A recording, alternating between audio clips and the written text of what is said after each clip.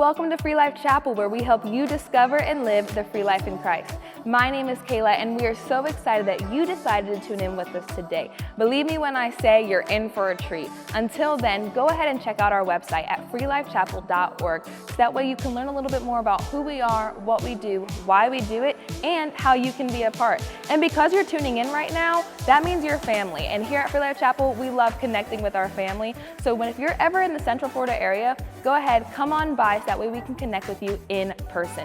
But like I said earlier, you're in for a treat, so I hope this message encourages you. I love watching those off-balance, awkward catches. Those catches where they jumped, they reached, they tried. There was no reason they could because their skills were great, but it took something more than skill to pull this off. There was just something a little extra there. Here's the deal, they just never gave up. It's just like the quarterback this year for the 49ers, Brock Purdy. Brock Purdy, if you don't know his story, in 2022, he was the last player drafted for the NFL. Like number 262. Barely made it in. And the lower you're taken in the draft, the lower your salary, the lower your contract is. So he signs a 4-year deal as a rookie, just glad to be on the team. And they didn't even believe, the analysts, no one believed he was even going to make it to the NFL because his college experience was good, but not great. And so he was literally coined, literally to this day, Google it, Mr. Irrelevant.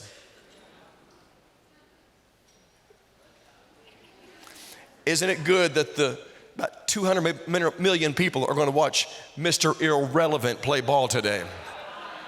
Because he's out of the 90-some quarterbacks, starting and backup quarterbacks in the NFL, he ranks about number 62, 65 in the pay scale, like that far down. In fact, this year he's making $870,000, while Patrick Mahomes makes $45 million this year. Mr. Irrelevant, that nobody saw coming, that the odds were stacked against him, but he kept showing up. Oh, I promise you, come back and see him in 2 more years when he gets to renegotiate his contract. It ain't gonna be hanging out. Do you understand? That's what I'm talking about. Today, I wanna talk to you about beating the odds. I want to talk to you about overcoming the impossible moments in life. Have you ever faced something that you thought, this is the big one, Elizabeth, I'm coming home? Anybody ever felt that in your life? You ever had a Sanford and Son moment, like I'm not making it through this? Have you ever had that thought, if I could just make it through Friday, if I could just survive Friday, if I can just get through there's a certain date on the calendar that you were going through so much, if I can just get past that. And you're still sucking air, you're here, you're breathing. Would you turn to someone, help them, tell them you made it, in case you don't know. You made it through that. You're here right now. Romans chapter 8, verse 31 gives us some perspective regarding this reality that you and I are both living, that we're all facing impossible stuff. You're sitting here and you're smiling like you got it all together, but the truth is you're not even sure how you made it this far yourself. You got some questions. Oh, it's not just your family that can't believe you made it. You're really having a hard time going, I'm not even sure how I survived all that stuff. Romans chapter 8, verse 31 speaks to all of our hearts this way. Listen to what it says. Read it out loud with me. Ready? 1, 2, 3. What can we say about all this? If God is on our side, can anyone be? It starts this verse off, we usually are really good in the church about shouting this whole thing. If God be for you, who can be against you? We love that part, right? You must not have grown up in the church I did. That's kind of how I grew up. Jesus, won't he do it? Won't he do it? Yeah, that's kind of how I grew up. But it starts with a question. Nobody quotes the question.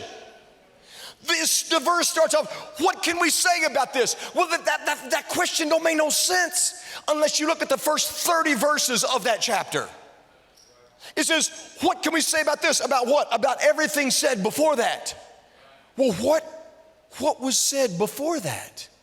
Oh, let me just kind of throw some of this at you, because Paul, the writer of this, is dropping some dimes all over the place. And he says in verse number 1, there's no condemnation for people who are in Christ Jesus.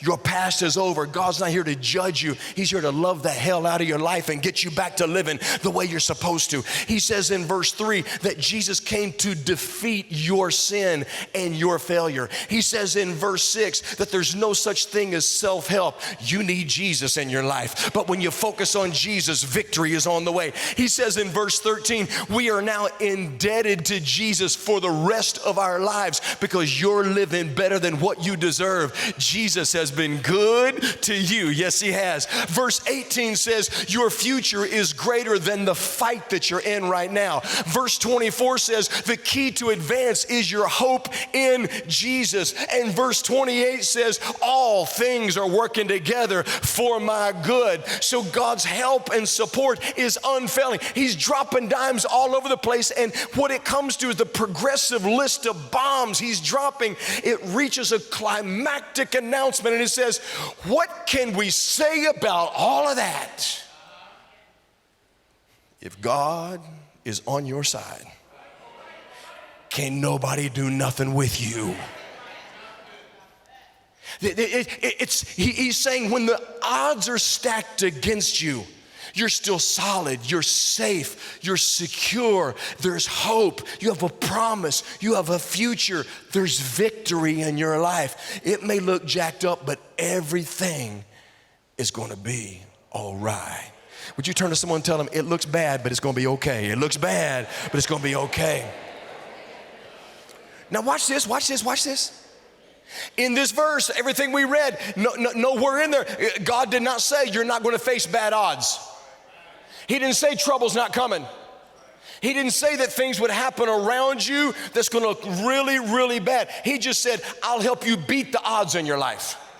They're going to mount, they're going to happen, but I'll help you get through those things. This means you're still going to face impossible situations. You're going to make some things that are going to potentially make you cry, bring fear in your life, make you question stuff. It's coming to everybody's house. Nobody's exempt. I'm not talking about your neighbor. I'm talking to you, Slick. Yes, I am. You with the biceps and the deltoids, even trouble's visiting your house. Trouble visits my house.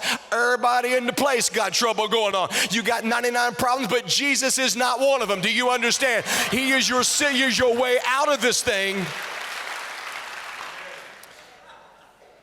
We still face impossibilities, but you have to keep playing until you hit the W in life. We got to keep climbing. The Bible is filled with odds breakers. As pastors, as preachers, when we get up and we want to encourage people, we usually find that story that stands out regarding a certain topic. Well, I couldn't find one because the Bible's loaded with people who broke odds. And I just got to throw them at you. There was a guy who went from the prison to the palace. His name was Joseph. He was betrayed by his family and he was stuck in prison, only for God to turn it in the last minute because he kept on believing. Then you got the high-class hoe from the high wall of a city called Jericho, and this girl, her name was Rahab, and she knew that Israel was coming in to defeat the whole place, but she hid the spies of God in her house and hung a cord in the window, and when all the walls fell, her family was safe and she made it through. She had the wrong reputation, but she still made it out. What about the assassin to the preacher? His name was Saul, changed to Paul. He was actually paid to kill Christians, but he accepted Jesus one day, and now he wrote 2/3 of the New Testament. In fact, he wrote the verse that we just read a few minutes ago. And you see, Saul had gone too far in many people's minds, but God still used his life for his glory. What about the shepherd that was turned into the king named David? He was too young. He was the runt of the family. He was the youngest, the last one one in line. But God shows them insignificant in order to raise him and use him for his plan down the road and turn him into the king of Israel. His name was David. What about the fugitive that was turned to the victor? His name was Gideon. He was hiding behind a well. He was so fearful, and God's angel showed up and caused him a mighty man of valor and took 300 men under Gideon's care and defeated 32,000 people. That's not just a Bible story. That is what happened historically. God did that thing. What about the lady who was barren and she had a baby? Yeah, this couple's name was Abraham and Sarah. There wasn't no little blue pill during this day, and they really old. Do you understand? And they had already just canceled out. It ain't gonna happen. But God made a promise. You hold on. I got you. We're coming out, only for them to spit a baby out. His name was Isaac. Too old and impossible, but God turned that thing around. That's why Romans chapter 8 verse 14 says, against all odds. I say it again, against all odds. When it looked hopeless, Abraham believed the promise and expected God to fulfill it. It's all through the Bible. People that were betrayed and stuck. They had the wrong reputation. They'd gone too far. They were too young, too weak. The situation was impossible. Only for God to say, it's the perfect situation for me to get involved. We're going to turn this mother out. I'm going to turn this thing around. How did they beat the odds? How did these miracles hit? What was that thing that seemed to be the catalyst that turned it? There's one thing that guaranteed their victory. All of them together, all through the Bible, even ones I couldn't mention, and here it is. They faced the impossible every day by focusing on God and his promise. I have circumstances, but I have a promise. You decide which one gets your focus. Because whatever owns your attention runs your world. Whatever you focus on is who you will become. You keep looking in your past, you're going to keep talking about your past. You'll keep reliving your past. And your ex, you're married to a new one, but you're still married to your ex because you keep talking about him and you're still complaining about him. Or they still all up in your world, and he'll never outlive the ex because they're still a part of the conversation, all up in your head space. No, you and I've got to believe what God said, and that's going to take some faith. Yesterday, we were getting ready to go to celebrate my grandson's birthday. So I'm getting some stuff ready. I'm getting my clothes, and all of a sudden I turned around, I couldn't find my phone. Anybody else ever lost your phone in your own house? Is that not aggravating? And what do we do? Somebody call me? I'm walking around like, where's my daggone phone? I'm in my house and I lost my phone. And it was right where I left it. And that's the crazy thing.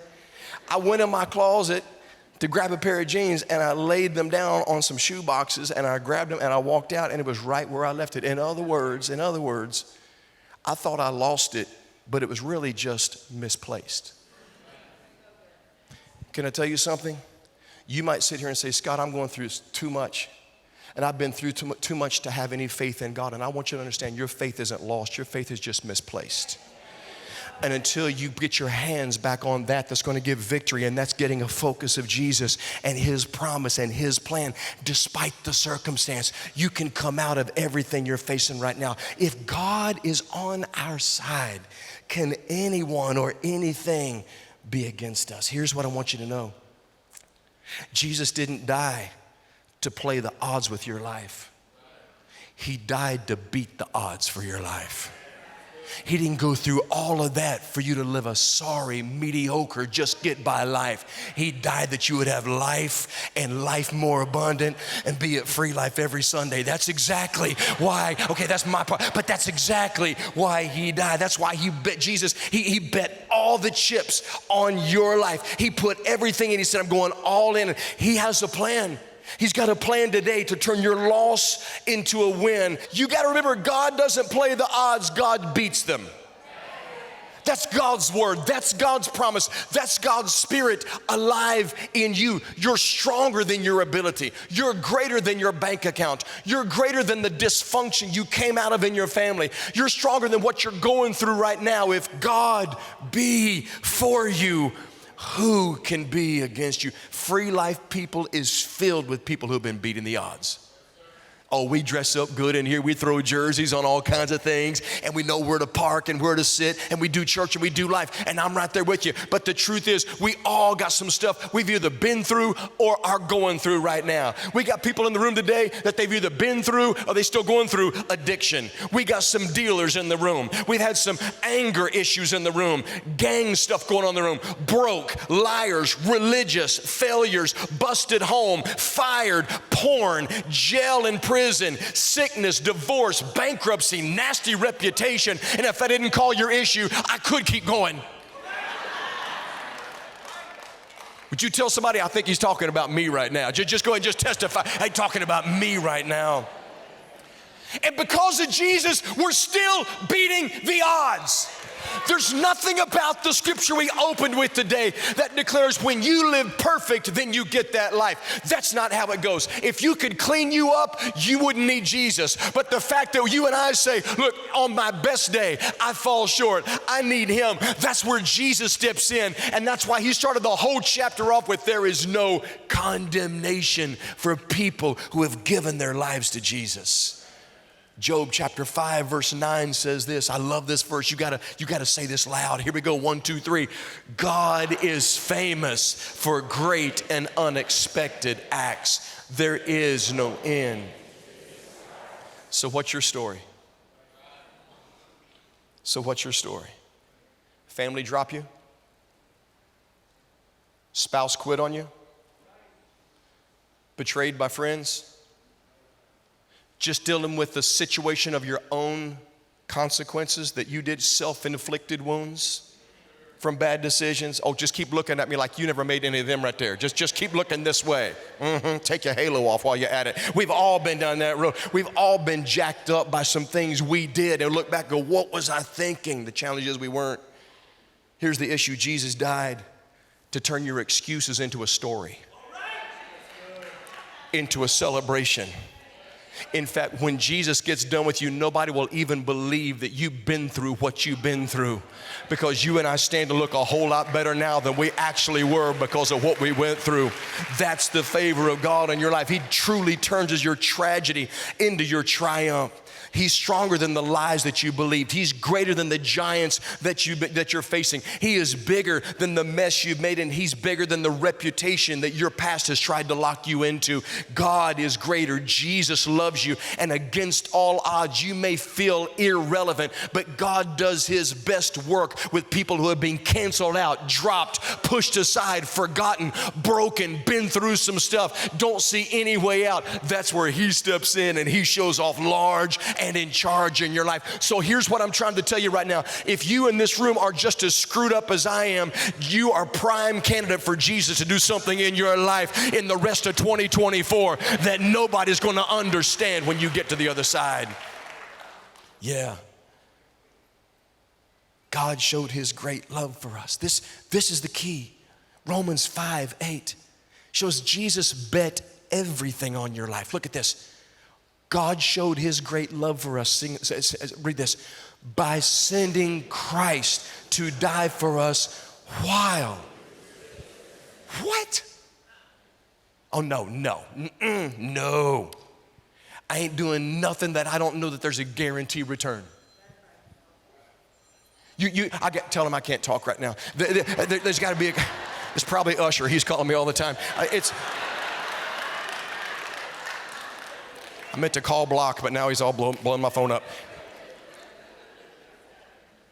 The truth is, you and I are looking for guarantees in life. And we step close. We live suspicious. We live careful. And I'm not mad at you for doing that. But we see here that Jesus bet everything on your life. All chips are in. All chips are in. I got one last chip to play. And Jesus goes, it's on you. I got nothing left. while you're still jacked up and could care less about me, I'm paying the full price for you. Because I believe there is a day that you're going to realize that I'm the greatest gift that could ever happen in your life. All chips are in. You see, nobody ever loved you more than Jesus. Nobody ever sacrificed for you more than Jesus. No one's ever forgiven you more than Jesus. No one's ever risked it all for you more than Jesus. No one has ever sacrificed more for you than Jesus. So you want to change the scoreboard in life? You want to turn some things around? You want to beat the odds that you've been through, that you've been facing, that you've walked out? Well, there's a couple things that I want to show you. Number one, if you're going to turn this thing around, you need to meet the coach of the team. No, you need to realize that God has a plan, and the goal is not just to throw a jersey on you. The goal is to get to know you. Can I tell you, He knows you fully and still loves you? He doesn't know the parts you tell about yourself. He knows the parts you won't tell anybody about yourself. He knows that part. Everyone shout that part. He knows that part. He knows that part that your spouse doesn't know about. He knows that part that your parents don't know about. He knows that part that nobody knows about. And still, all chips in. I'm betting the farm on you. This is the reality. We have to get to know Him. If you're going to join this team, if you're going to join this winning team, you got to get to know the coach. His name is Jesus. And He wants to bring you on this team of salvation. And it doesn't mean that we got it all together, but I'm just saying that you've got the coach. And then if you're going to meet the coach, then I need you to get in the huddle. No, I need you to huddle it up. If you're going to be on the team, you got to join the huddle. And the huddle means you need to get some new faces and some new voices in your life. You need some people that you can do some life with. Welcome to the Holy Huddle. That's what this is right here. Every Sunday we gather, not because we got it all together, not because we didn't drop any passes last week, not because I don't have any fumbles in my life, not because I didn't make the low lights on ESPN. No, my life, if you look at the sum total of it, nothing to celebrate. But I get to come back all over again and get back in the huddle. Let me tell you something that makes your pro players pro, is they got a short memory. They can run one play and drop a pass and miss a field goal, or they can fumble the ball and turn it over, but when they come back the next play, they got to say, that was then, this is now. There's still a chance to keep moving. I need you to forget the past. I need you to get your eyes back on where you're going, the plan of God. The coach sees you. He's welcomed you to the team. We're in the huddle. We need each other. I know the people beside you are crazy right now, but you need them in your life. We got to do some life with people who still believe in your future. You need to get around people who are not always talking about where you've been. Boo, Peanut, and Billy Bob. You got to get past all that. That's over. It's time to get back. So meet the coach, join the huddle, and please just run the play.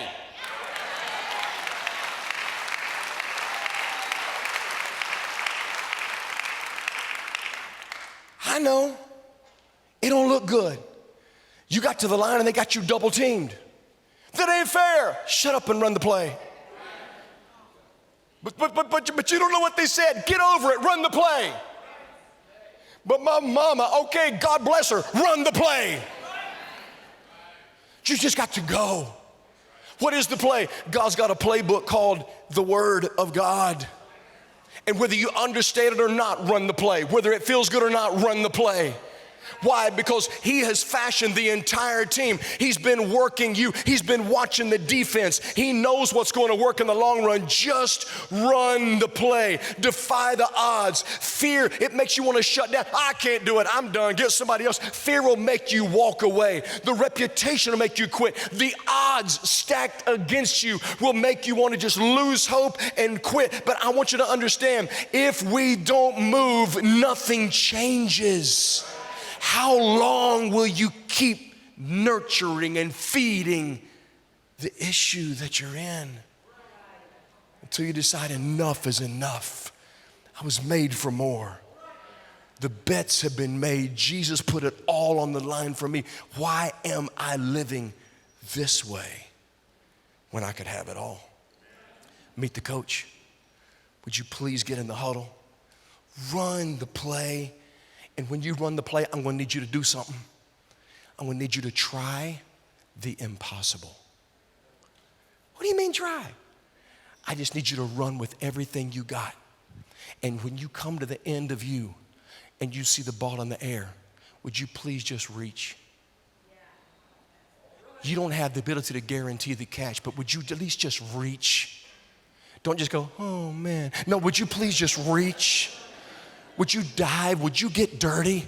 Would you just do your part? You can't make everything happen. But I promise you, if you'll just do what you can do, God will make up and do the rest. That's where your faith and your walk with Jesus comes in. You don't have the ability to turn the house around, but if you'll work on you, God will work on him. You don't have the ability to handle those teenagers, but if you'll pray and you'll stand believing and you keep showing them what the right life is, I promise you, the hound dogs of hell, they're going to get after them and just irritate the hell out of your teenagers until they get back up. I got to go to church, and they find the blend, and all of a sudden they turn their life. And God knows how to do what you can't do, but we've got to do our part. Reach, try, attempt, dive, scratch, crawl. Just get there and reach and see what God will do on the other side. 2008, a guy who no one was even fully aware of was playing for the New York Giants. They were playing the Patriots in the Super Bowl. It was fourth and five. 1 minute left on the clock. The Giants were down 10-14. And they had the ball on their own 40-yard line. Eli Manning.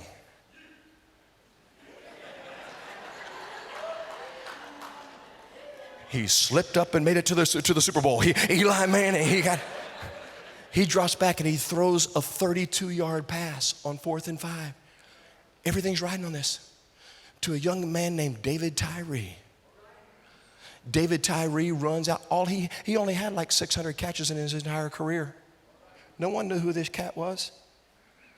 But David Tyree runs 32 yards, jumps in the air, defender all over him, and catches the football on his head.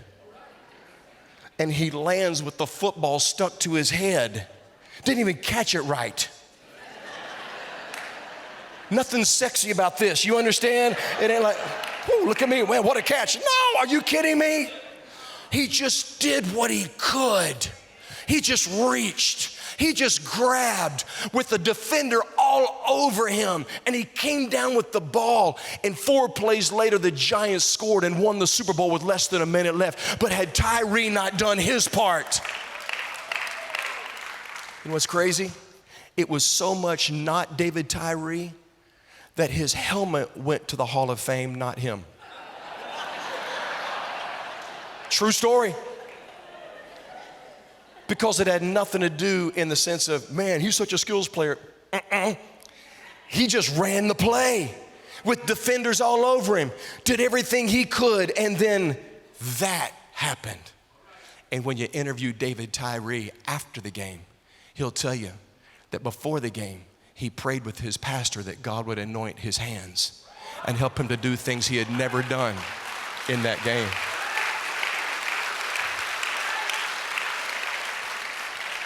Somebody shout, try the impossible. Even when things look bad, try the impossible. Keep showing up. I'm going to come in here even when the marriage is nuts. I want to worship you, God. I'm serving in this place. I'm going to get this routine. I'm going after him. And then number 5, I'm done with this. If you're going to do all these things, you got to meet the coach. You got to get in the huddle. You got to run the play. You got to try. You got to try the impossible. Then I need you to do the 5th thing, and it's really important. I need you to prep your dance.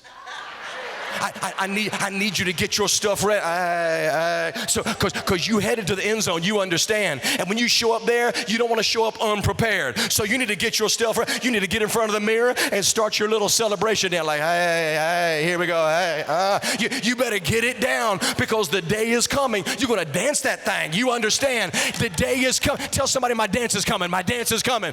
The weeping may endure for the night, but joy is coming in the morning time. Oh, no. It's going to turn around. Don't you grow weary in well-doing. In due season, you shall reap if you don't quit. You got something to fight for. Got something to go for. If God is on our side, can anyone be against us? Would you stand to your feet in this room?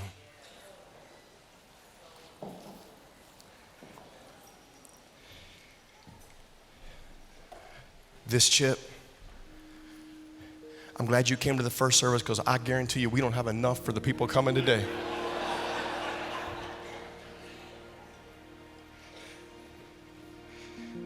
I'm going to challenge you at least for the next 7 days for you to keep this chip in your pocket. Carry it with you. To remind you that you can beat the odds because Jesus already did. All in.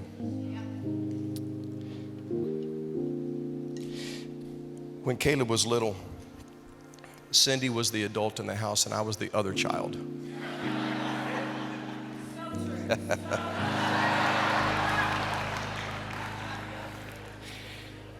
When we go to the mall,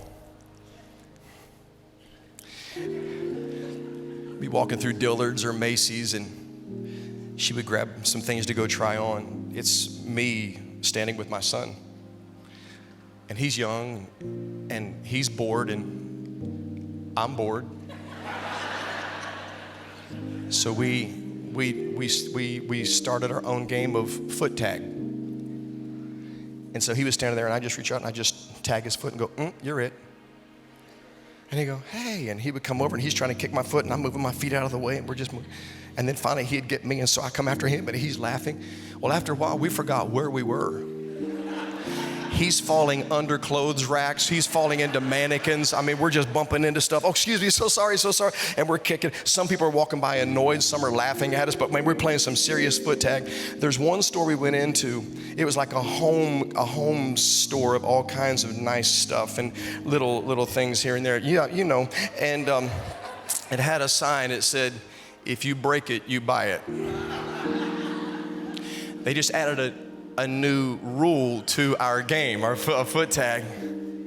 Thankfully, we got by without breaking things, although we still played foot tag, and it got really dangerous a couple of times. But had we broken something in that store playing foot tag, and the manager came out and said, excuse me, you broke something. I could look and go, it's him. He did it. The little one, the little guy. He did it. He swung for the foot. He missed. He kicked it. It's him. It's him. My son broke it, but he had no ability to pay for what he did wrong. I didn't do anything wrong, but I'm dad. And it was my job to step in and pay for whatever he broke. Can I tell you something today? You don't have the ability to pay for what you've broken in your life. But your Father has been right with you the entire time. If you break it, you've got to pay for it, but you don't have the ability. That's why you need a Father in your life who says, you broke it, but I got you. I got you, boo. I can cover your mess. I can cover your debt. You do your part, but I'll take the rest. I want you to bow your heads all through this room. If you're here and you say, Scott, I need Jesus. Some things are broken in my life and I can't fix it, and I need my Father to step in and do this thing. He's with you. He loves you. He's not mad at you. He's been watching the whole time. He's got a plan for you to beat the odds. His Son put his entire life on the line before you even cared about him. all chips in, all bets are made. And heaven has been working on your part even when you never knew it. God's love, His mercy, His grace has been in full effect in your life. Today, I don't know what the odds are you're facing, but I want to introduce you to the odds breaker. His name is Jesus. And if you say, I need Him in my life today to heal me, to change me, to forgive me, then today we're going to pray a prayer. And you can turn your loss to a win. This could be the halftime of your life where the entire game changes right here. Change the game plan. Let's come out. Let's play different. God's got a win scheduled for you. If you're in this room today and you say, Scott, I need Jesus. I broke some stuff and I need Him to pay. But I'm going to give Him everything I've got, the best I have. I'm not going to be perfect. I'm sure I'm going to still mess up. I'm going to break some more stuff, but I'm going to come after Him with the best way I know how. If that's what you're declaring today, then on the count of 3, I want you to shoot your hand in the air. No one's looking. It's between you and heaven and me. But we're going to pray from right there where you stand, and Jesus is going to turn it around. On the count of 3, I need Jesus is what you're saying. 1, 2, 3. Put your hands in the air right now. Holy cow. I'm not even going to attempt to count this. In fact, just leave them up. 1, 2, 3, 4, 5, 6, 7, 8, 9, 10, 11, 12, 13, 14, 15, 16, 17, 18, 19, 20, 21, 22, 23, 24, 25, 26, 27, 28, 29, 30, 31, 32, 33, 34, 35, 36, 37, 38, 39, 40, 41, 42, 43, 44, 45, 46, 47, 48, 49, 50, 51, 52, 53, 54, 55, 56, 57, 58, 59, 60, 61, 62, 63, 64, 65, 66, 67, 68, 69, 70, 71, 72, 73, 74, 75, 76, 77, 78, 79, 80, 81, 82, 83, 45, 86, 87, 89, 90, 91, 92, 93, 94, 95, 96, 97, 98, 99, 100, 1, 2, 3, 4, 5, 6, 7, 8, 9, 10, 11, 12, 13, 14, 15, 16, 17, 18, 19, 20, 22, 23, 24, 25, 26, 27, 28, 29, 30, 31, 32, 33, 34, 35, 36, 37, 38, 39, 40, 41, 42, 43, 44, 45, 46, 47, 48, 49, 50, 51, 52, 53, 54, 55, 56, 57, 58, 59, 60, 61, 62, 63. 163 people. You can put your hands down.